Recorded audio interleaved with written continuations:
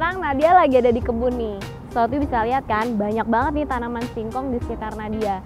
Seru kali ya kalau kita bisa bercocok tanam bahan makanan sendiri. Tapi mungkin nggak ya, di perkotaan seperti Jakarta ini yang minim akan lahan kosong, kita bisa bercocok tanam? Nah, pas banget nih di episode kita kali ini ada Sobat Bumi kita yang mempunyai inovasi bisnis, di mana dia ini memfasilitasi masyarakat urban untuk dapat bercocok tanam bahan makanannya sendiri. Kira-kira seperti apa ya bisnisnya ini? Dan ramah lingkungan juga nggak ya? Makanya jangan kemana-mana ya Sobat Bumi, tetap di Bumiku Satu.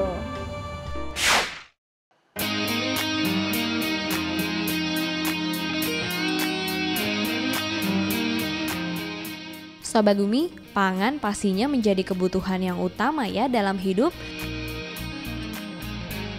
Dalam satu hari, pangan yang kita makan pasti beraneka ragam. Dari jenis karbohidrat, protein, sayur mayur, dan buah. Nah Sobat Bumi, pada tahu nggak dari mana nih asal makanan yang kita makan? Bagaimana produksi dan keamanannya ya bagi kita serta lingkungan?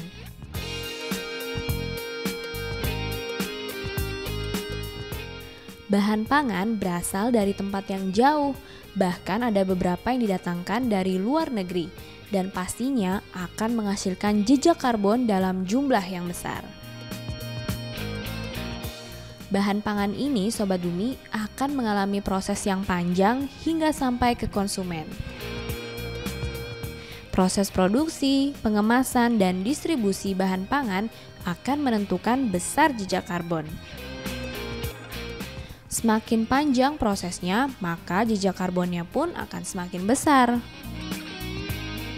Penggunaan pupuk kimia atau sintesis yang berlebihan juga dapat berbahaya bagi lingkungan dan kesehatan manusia.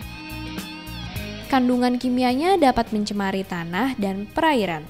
Bahkan pupuk yang mengandung metana, karbon dioksida, nitrogen, dan amonia dapat menjadi penyebab pemanasan global loh. Oleh sebab itu Sobat Bumi, menanam sendiri makanan kita adalah solusi yang paling aman.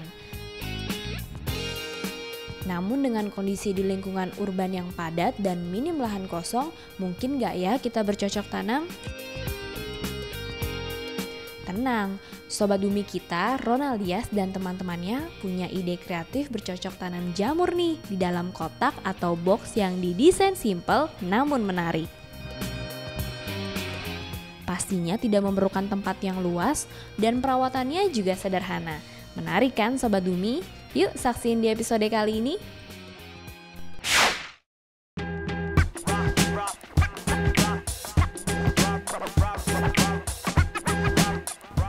Nah Sobat Bumi, ini dia nih grow box. Menarik banget kan namanya, budidaya jamur di dalam box. Nah Sobat Bumi tahu ya, gimana jamur ini biasanya hidupnya di lingkungan yang lembab. Tapi ternyata bisa juga kan hidup di perkotaan seperti Jakarta ini. Mau tahu cerita lengkapnya tentang grow box ini? Dan kira-kira jamur apa ya yang dipakai untuk grow box ini? Makanya saksinya obrolannya dengan Sobat Bumi kita Ronald Dias.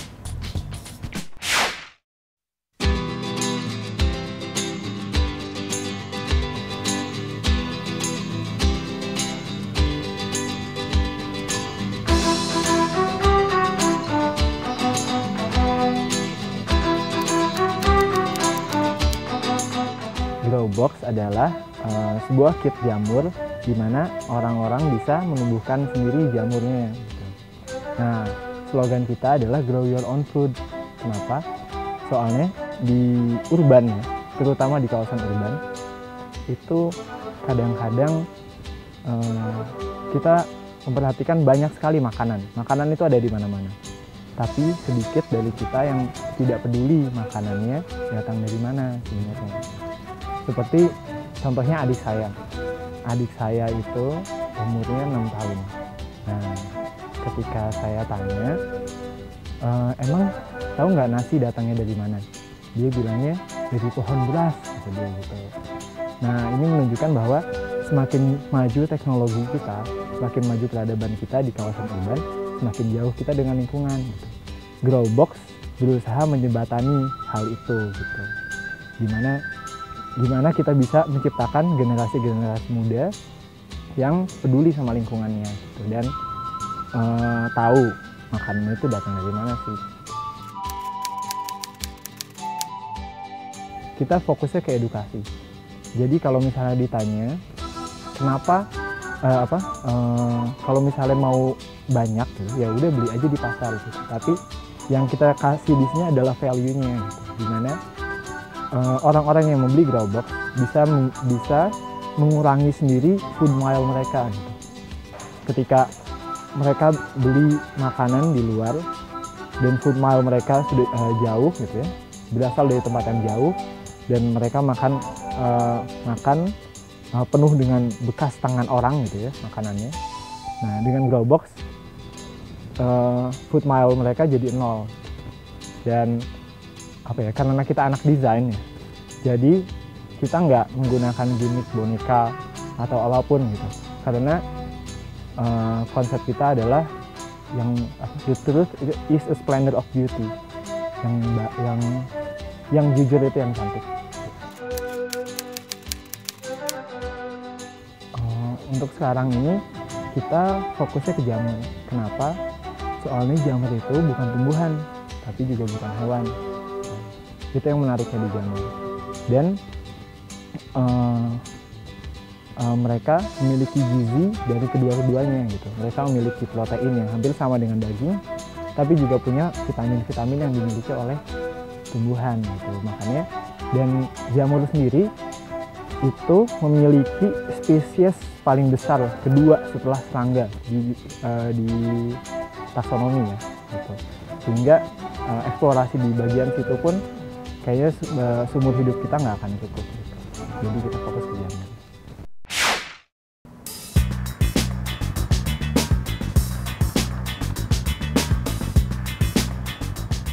Nah Sobat Bumi, udah tahu kan cerita lengkapnya tentang Growbox yang satu ini, bisnis budidaya jamur tiram di dalam box.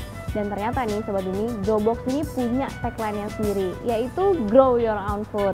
Menarik banget gak sih Sobat Bumi tagline-nya? Tapi Sobat Bumi yang di rumah pastinya pengen tahu dong ya, gimana sih nih proses menanam jamur tiram di dalam box? Dan kira-kira butuh berapa waktu lamanya ya untuk memanen? Penasaran? Saksiin segmen Kulik yang spesial buat Sobat Bumi.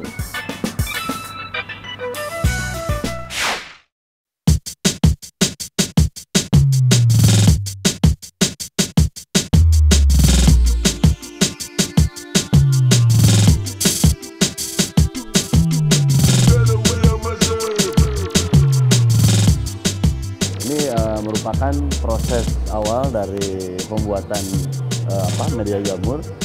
Di sini ada pencampuran antara bahan baku, diantaranya ada terbuk kayu, ada dedak sama kapur. Di sini campur semua sampai semua rata. Setelah ini nanti kita ada penambahan air sampai kelembaban media kurang lebih sekitar 70%. Dari pencampuran sampai masuk ke dalam backlog itu sebelum sterilisasi ya, itu hanya dikemas sebesar ini. Ini memerlukan waktu yang kurang lebih 1 jam lah. Itu pencampuran, nanti pengemasan.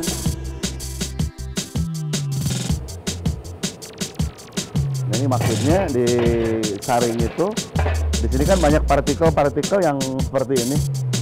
Nah, jadi kalau kita tidak disaring dulu, nanti pada waktu dimasukkan ke dalam kantong plastik, biasanya ini akan merobek kantong plastik. Nah, jadi kita jaga plastik yang sudah kita bikin ini supaya tidak robek, karena begitu kita robek, di sini akan terjadi nanti ada kontaminasi, atau nanti akan ada jamur yang tidak kehendaki itu tumbuh di dalam media jamur tiram ini. Ya. Setelah tadi dikemas, dimasukkan ke kantong-kantong plastik yang seperti tadi, itu kita masukkan ke dalam ruang sterilisasi. Jadi kita disterilisasikan dengan menggunakan uap panas di sini pada temperatur kurang lebih 100 derajat selama 12 jam. Kita masukkan ke sana.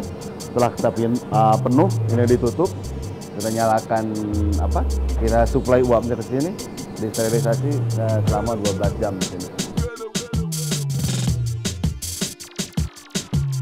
Selanjutnya dari proses pembuatan media jamur tersebut, setelah disterilisasi, media tersebut disimpan di sini, didinginkan sampai temperatur dari media media yang sudah disterilisasi ini sampai mencapai suhu kamar.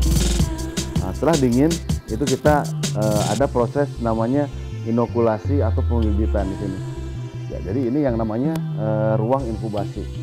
Jadi ruang inkubasi itu ruang untuk pertumbuhan yang asalnya media ini seperti ini. Yang tadi kita lihat di ruangan inokulasi, kita inokulasi dengan berjalannya hari, mesilium akan tumbuh seperti ini. Dia akan terus tumbuh sampai usianya 30 sampai 40 hari. Gitu. Nanti akan dari media-media ini akan berubah menjadi full putih semua. Gitu. Ini jamur tiram putih yang sudah produksi, yang sudah waktunya untuk dipanen.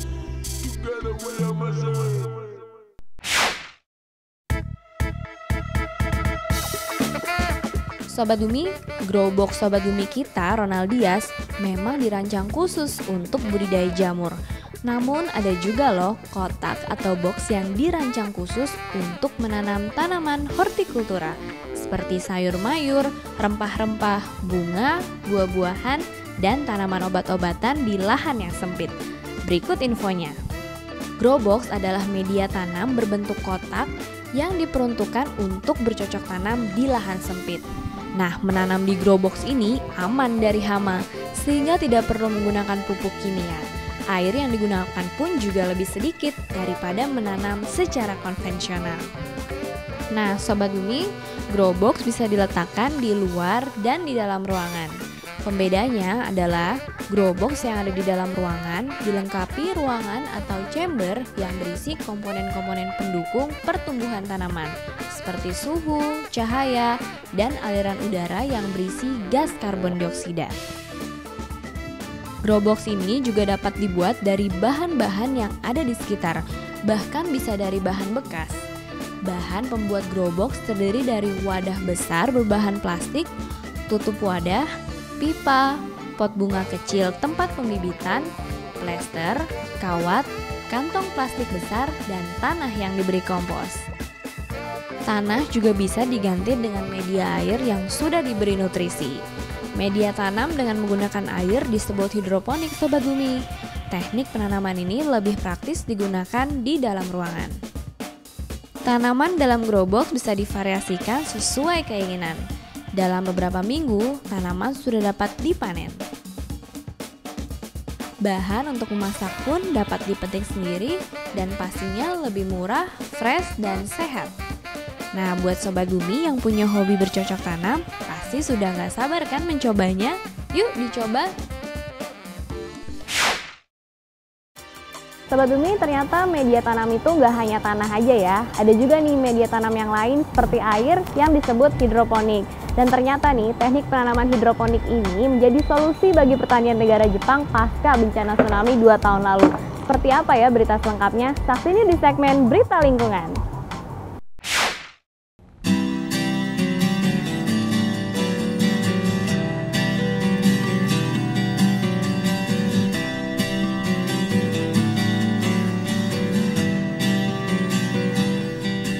Sobat Bumi, pertanian merupakan sektor penting dalam ketersediaan bahan pangan. Namun, apa jadinya bila lahan pertanian tidak dapat digunakan lagi karena sudah tercemar? Produksi bahan pangan pasti akan terganggu dan berdampak pada harga pasar yang tinggi. Seperti yang terjadi di Fukushima, Jepang, Sobat Bumi. Meledaknya stasiun tenaga nuklir Daiichi Fukushima akibat bencana tsunami 2 tahun lalu menjadikan daerah Fukushima tercemar oleh radiasi radioaktif. Sektor pertanian Fukushima terkena dampak parah. Radiasi merembes ke dalam air dan tanah. Produksi pertanian seperti sayur mayur telah terkontaminasi oleh radioaktif cesium. Kandungan cesium-134 dan cesium-137 setelah kecelakaan nuklir mencapai 500 becquerels per kilogram sayuran. Padahal ambang batas aman dari pemerintah hanya 100 becquerels. Cesium-134 dan cesium-137 adalah isotop radioaktif dan becquerel adalah unit yang digunakan untuk mengukur tingkat peluruhan radioaktif.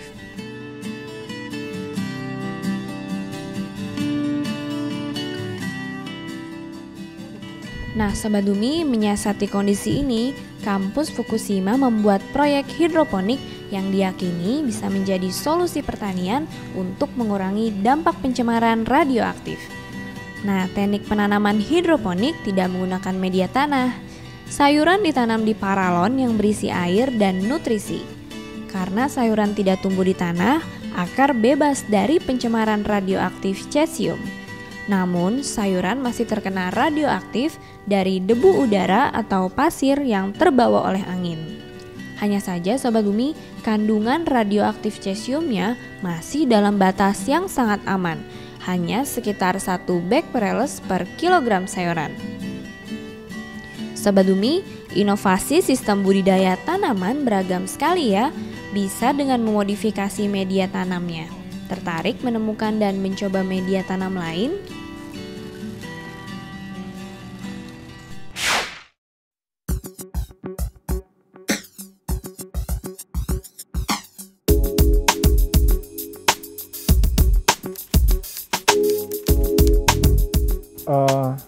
Mengenai manfaatnya, grow box ini memang fokus kita ke edukasi pada konsumen, sehingga dengan mereka membeli grow box, mereka bisa mendapatkan jamur yang sangat fresh gitu.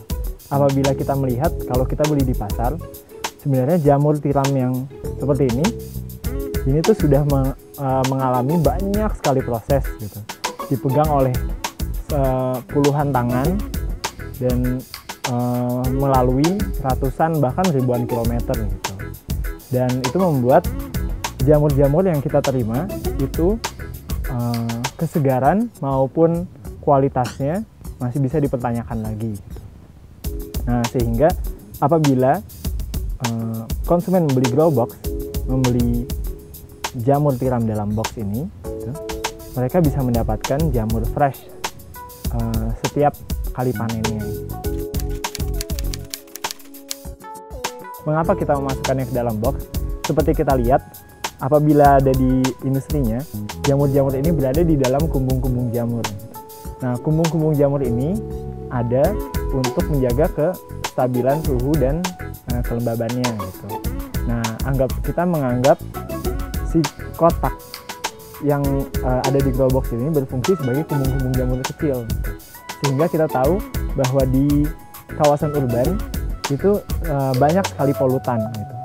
Banyak sekali polutan dan keadaan suhu dan kelembabannya itu susah untuk diprediksi gitu. Sehingga dengan adanya box kita meminimalisir keadaan itu. Soalnya waste base gitu, dengan media yang sebenarnya memang limbah, kita sebenarnya sudah berkontribusi terhadap lingkungan untuk satu ini saja ya gitu. Apalagi kalau misalnya kita bisa memanfaatkan limbah ini untuk menjadi produk-produk yang lain. Kalau untuk ekonominya, kita bekerja sama dengan masyarakat petani jamur di sekitar sini untuk mengembangkan si grow box ini gitu. Sehingga mereka bisa mendapatkan income tambahan dari produk yang diberi added value gitu.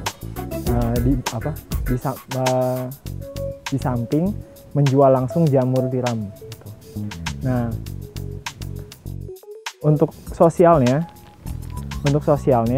di kawasan urban, anak-anak yang tadinya tidak tahu tentang lingkungan, tidak peduli dengan makanannya datang dari mana gitu, atau bahkan tidak suka sama sayur gitu, mereka jadi tertarik untuk menumbuhkan makanannya sendiri, untuk makan makanan yang lebih sehat gitu. Dan tentu saja untuk menjadi generasi-generasi yang lebih baik untuk Indonesia ke depannya.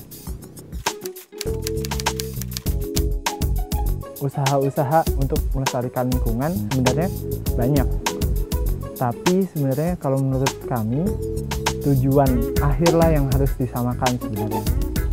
Bukan hanya untuk mengejar keuntungan semata, tapi menuju Indonesia yang lebih mandiri sebenarnya.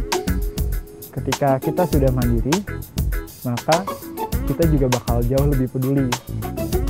Nah, tapi kalau untuk usahanya, itu banyak sekali gitu. Kemarin kita juga memiliki banyak partner seperti Generation Indonesia yang memang dia memiliki kampanye diet kantong plastik gitu. Ada juga Kandura yang membuat keramik dari limbah-limbah bangunan gitu. Dan banyak sekali generasi-generasi muda yang memang sebenarnya sudah peduli pada lingkungan. Bukan penting nggak penting sih sebenarnya, tapi kita itu kebutuhan sebenarnya. Karena kalau misalnya dibilang ramah lingkungan itu seakan-akan kita memiliki pilihan gitu. Tapi kalau misalnya dilihat, bumi ini bakal tetap ada tanpa atau dengan ada manusia. Tapi manusia nggak bisa hidup kalau nggak ada bumi. Lebih baik memiliki untung yang besar, tapi baik untuk lingkungan. Karena dunia sekarang sedang bergerak ke sana. Gitu. Kadang-kala kita memikirkan kita harus membuat produk yang murah gitu. Sehingga kita bisa mengambil margin yang jauh lebih besar gitu. Sehingga untuk kaya jauh lebih gampang seperti Cina. Tapi Cina bahkan sekarang sudah bergeser menuju ke produk yang lebih berkualitas gitu, yang lebih ramah lingkungan, produk yang lebih mengutamakan kepentingan konsumennya gitu. Jadi sebenarnya itu bisa dilakukan karena saat ini dunia sedang bergerak ke arah itu. Saran kami untuk memulai usaha adalah don't think, just do. Jadi memang kalau misalnya mikir terus nggak akan jalan-jalan gitu. Jadi mari kita belajar dari kesalahan aja yuk.